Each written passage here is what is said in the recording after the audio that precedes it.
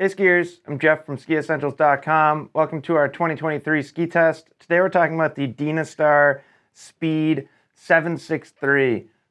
This ski is super fun, definitely a frontside carver, a little bit wider than the 963, so you get a touch more soft snow performance. Really not soft snow performance, more like soft groomer performance. Not like this is a powder ski. We're still at 72 millimeters underfoot here, so not super wide. But I really enjoy skiing these. You know, they're more on the kind of playful, user-friendly side of the spectrum when it comes to a frontside carver, rather than like a ski that's trying to mimic race performance or something like that. More designed just to be responsive and fun and rewarding. And I think they nailed it. I had a blast testing this ski. So pretty cool construction in here. Dynastar has been using this concept in a lot of their skis now. They're blending poplar with polyurethane, and what that does is it kind of sheds a little bit of weight actually out of the core, so that PU material is a little lighter, and it also provides more vibration damping, giving the ski just a smoother overall feel.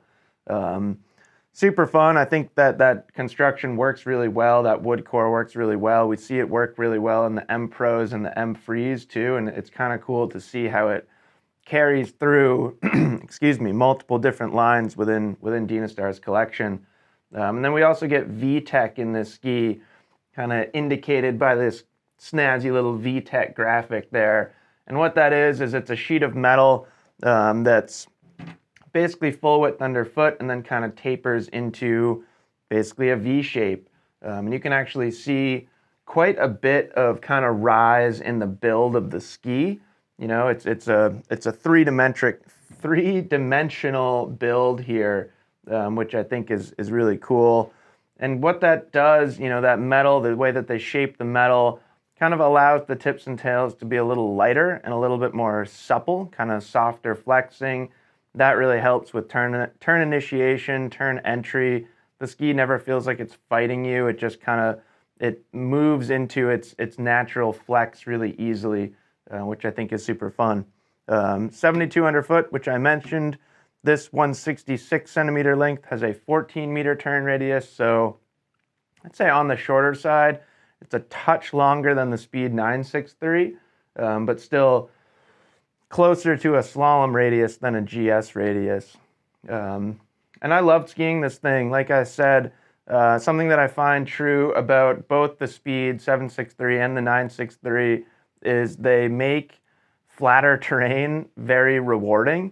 I skied this, I vividly remember skiing this on like a flatter section at Stowe, if you're familiar with the terrain, just the bottom of North Slope. It's actually a really fun pitch because it's pretty flat, and flat, I mean like kind of from a side-to-side perspective. It's not too steep either, but it really allows you to play around with turns on a ski like this in particular.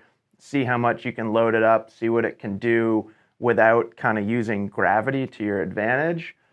So very energetic, very responsive, comes across the fall line super easily, even when things are kind of on a flatter pitch. And I really like that. I think, you know, there's a lot to be said about a ski that can put a smile on your face, even when the terrain is kind of boring. And then, you know, when you take it on to steeps, it's not the strongest ski in the world. If you're looking to make like 50-mile-an-hour GS turns on really steep, icy slopes, that's not really the correct application for this ski, in my opinion. I think there are better skis for that. I think this is better for people that stick to more moderate speeds for the most part, people that prefer really precise, kind of shorter radius turns. You know, you value making clean turns and having good technique more than just like bombing down the mountain and seeing how much your skis can hold up to super high speeds and really strong, long turns. So super fun ski. I'd say for anybody looking for just a rewarding carving ski, this is a really nice type of ski to kind of add to your quiver. You know, you see a lot of people out there on wider skis all the time. Sometimes we don't have fresh snow. Sometimes those wider skis like don't make the most sense. And that's really where a ski like this comes into play and just allows you to make the most of your ski days even when there's not fresh snow.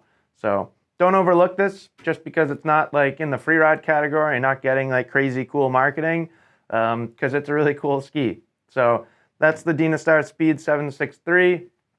Let us know if you have any questions about it as usual, and we'll see you out there on the hill.